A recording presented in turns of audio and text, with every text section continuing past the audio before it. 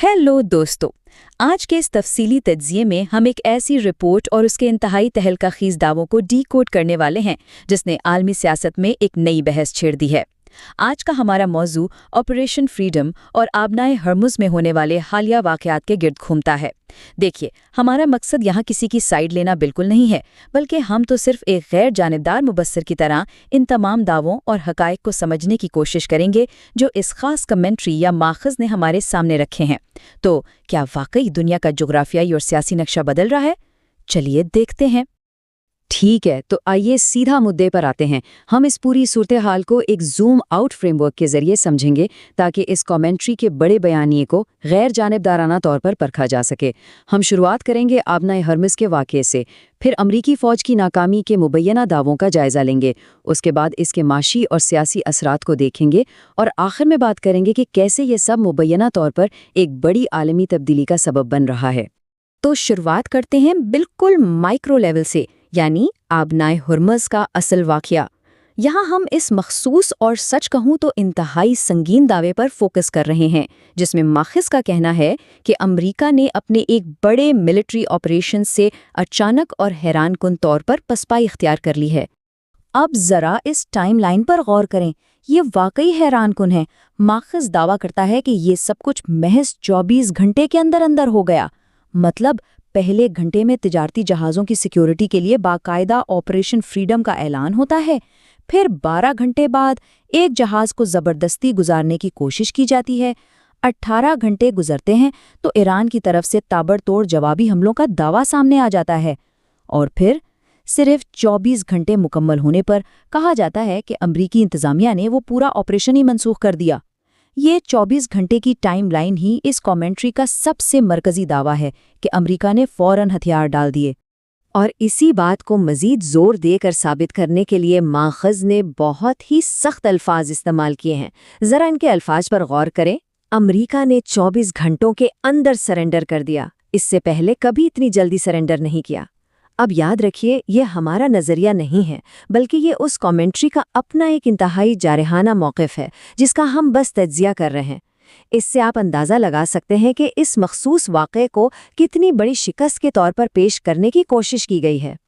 और ये चीज़ इस नए निज़ाम को बखूबी वाज़े करती है जो माखिज़ के मुताबिक अब ईरान ने वहाँ से गुजरने वाले जहाज़ों पर नाफिज कर दिया है। इस नए कड़े मैकेनिज़्म को देखें ज़रा। अब तमाम जहाज़ों को ईरान का बताया हुआ रास्ता ही इख्तियार करना होगा।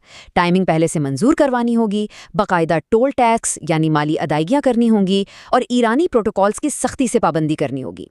ये दावा सीधा सीधा ये तासुर दे रहा है कि इस इंतहाई अहम तजारती रास्ते का मुकम्मल कंट्रोल अब किसने अपने हाथ में ले लिया है। चलिए अब अपने जूम आउट फ्रेमवर्क के दूसरे मरहले की तरफ बढ़ते हैं।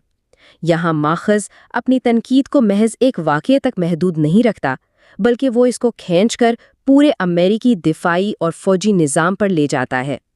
हम इन इदारा जाती तनकीदों को देखेंगे जो ये दावा कर रही हैं कि दुनिया की सबसे बड़ी फ़ौज अंदर से किस कदर कमज़ोरियों का शिकार है।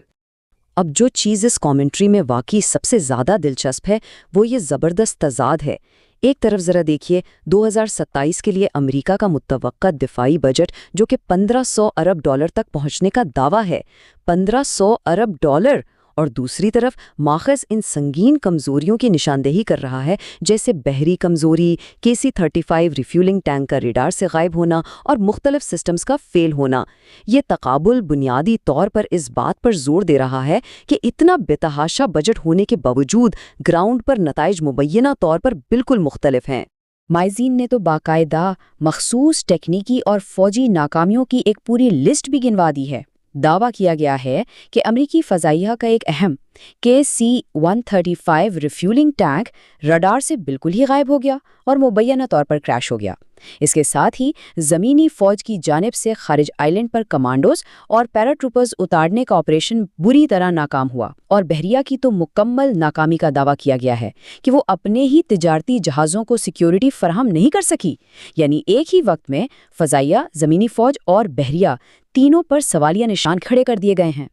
और जब ऐसी फ़ौजी कमज़ोरियों के दावे सामने आते हैं तो जाहिर है इसका असर बैनुल अक़वामी इत्तेहादियों पर भी पड़ता है। माखज़ की इस दलील को देखें कि आलमी इत्तेहादी अब अमरीका का साथ छोड़ने लगे हैं। دعویٰ یہ ہے کہ جنوبی کوریا اور یورپی ممالک نے امریکہ کو بحری تعاون دینے سے صاف انکار کر دیا ہے، اور وجہ یہ بتائی گئی ہے کہ انہیں لگتا ہے کہ امریکی بحریہ اب اتنی طاقتور نہیں رہی کہ اس انتہائی کشیدہ صورتحال میں ان کا دفاع کر سکے۔ اب تھوڑا مزید زوم آؤٹ کرتے ہیں اور دیکھتے ہیں کہ ان تمام بین الاقوامی واقعات کا خود امریکہ کے اندر کیا اثر پڑنے کا دعویٰ کیا گیا ہے۔ یہاں ہم دیکھیں گے کہ کس طرح آبنائے ہرمز کے سمندری بحران کو براہ راست امریکی سیاست اور وہاں کی مقامی معیشت کے ساتھ جوڑا جا رہا ہے۔ آئیے دیکھتے ہیں کہ یہ ساری کڑیاں آپس میں ملتی کیسے ہیں۔ ماخذ باقاعدہ ایک سوچی سمجھی ایرانی حکمت عملی کا دعویٰ کر رہا ہے، جس کا مبینہ مقصد امریکی سیاسی نظام کو اندر سے توڑنا ہے۔ اس کے 3 مراحل بتائے گئے ہیں۔ مرحلہ 1، فوجی تنازع کو جان بوجھ کر لمبا کیا جائے۔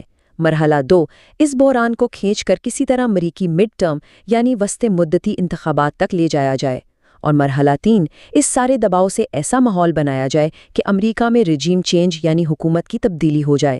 یہ واقعی ایک انتہائی گہرے منصوبے کا دعویٰ ہے۔ اور اس سیاسی دباؤ اور بیانیے کو ثابت کرنے کے لیے ماخذ نے خاص طور پر یہ ہندسہ نمایاں کیا ہے۔ 76%۔ دعویٰ یہ کیا جا رہا ہے کہ 76% امریکی عوام اب یہ سمجھنے لگے ہیں کہ موجودہ امریکی قیادت ذہنی اور جسمانی طور پر اس قسم کے شدید جنگی تنازع کو سنبھالنے کے لیے بالکل انفٹ ہے۔ یہ اعداد و شمار یہ ثابت کرنے کے لیے استعمال کیے گئے ہیں کہ عوام کا اپنی حکومت کی صلاحیتوں پر سے اعتماد اٹھتا جا رہا ہے۔ سیاسی کھیل سے ہٹ کر ذرا معیشت پر بھی نظر ڈالیں۔ ماخذ کا دعویٰ ہے کہ اس کا فوری اثر دنیا کی معیشت پر بھی پڑنا شروع ہو گیا ہے۔ کہا گیا ہے کہ آپریشن فریڈم کی منسوخی کے فوراً بعد سے ہی عالمی منڈی میں تیل کی قیمتیں تیزی سے اوپر جانے لگی ہیں، اور ظاہر ہے یہ ایک ایسا معاشی پہلو ہے جو دنیا بھر کے عام انسانوں اور مارکیٹوں کو براہ راست ہٹ کرتا ہے۔ اب ہم اپنے تجزیاتی فریم ورک کے آخری اور سب سے بڑے حصے یعنی میکرو لیول پر آ گئے ہیں۔ اس حصے میں ہم ان وسیع تر عالمی دعووں کو ڈسکس کریں گے۔ ان کے مطابق یہ چھوٹا سا واقعہ دراصل دنیا بھر میں طاقت کے توازن کو بدل رہا ہے اور نئے عالمی اتحاد بنا رہا ہے۔ تو پچھلے دروازے سے کیا کھچڑی پک رہی ہے؟ ماخذ کے مطابق اس وقت سفارتی رابطوں کا ایک زبردست جال بچھایا جا رہا ہے۔ دعویٰ ہے کہ روس کے وزیر خارجہ امریکہ اور قطر کے ساتھ بیک چینل مذاکرات میں مصروف ہیں۔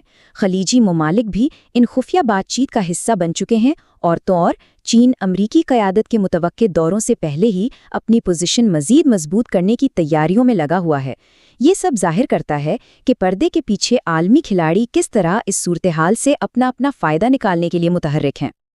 اور اس تمام سفارتی کھینچا تانی کے بیچ ماخذ نے ایران کے صدر کا ایک انتہائی سخت بیان نقل کیا ہے جو ان کے موقف کو واضح کرتا ہے۔ ہم مسلمان ہیں، ہم صرف اللہ کے سامنے جھکتے ہیں، ہم یہاں سرنڈر کرنے کو تیار نہیں ہیں۔ یہ بیان اس بیانیے کو مزید تقویت دینے کے لیے پیش کیا گیا ہے کہ تمام تر امریکی دباؤ کے باوجود ایران کسی بھی قسم کی پسپائی کے لیے تیار نہیں اور وہ اپنی جگہ پر ڈٹا ہوا ہے۔ تو جناب، اس ساری تفصیلی کامنٹری کا ختمی اور فائنل نتیجہ کیا نکالا گیا ہے؟ وہ اس تقابل سے واضح ہوتا ہے۔ ایک طرف دعویٰ ہے کہ ان تمام واقعات کے بعد امریکہ اور اسرائیل عالمی سطح پر بالکل تنہا ہو کر رہ گئے ہیں، اور دوسری طرف یہ دعویٰ کیا گیا ہے کہ روس اور چین اس ساری صورتحال کا بھرپور اسٹریٹجک فائدہ اٹھا رہے ہیں اور ان کی عالمی برتری تیزی سے بڑھ رہی ہے۔ اور اب آخر میں ایک ایسا سوال جو یقیناً ہم سب کو سوچنے پر مجبور کر دیتا ہے، کیا واقعی یہ واقعات عالم اتحاد کو مستقل طور پر بدل دیں گے؟ بالکل ویسے ہی جیسا کہ اس ماخذ نے دعویٰ کیا ہے۔ آج کے اس تجزیے میں ہم نے ان تمام دعووں کو مکمل غیر جانبدارانہ طور پر پرکھا اور سمجھا کہ ماخذ کا اصل بیانیہ کیا ہے۔ یہ تجزیہ ہمیں دعوت دیتا ہے کہ ہم عالمی سیاست کی ان الجھی ہوئی تاروں پر خود مزید غور و فکر کریں اور حالات کو کھلی آنکھوں سے دیکھیں۔ اس سیشن میں ہمارے ساتھ شامل رہنے کا بہت شکریہ۔ امید ہے آج آپ کو عالمی جغرافیائی سیاست کی اس پیچیدہ پہیلی کو سمجھنے میں مزہ آیا ہوگا۔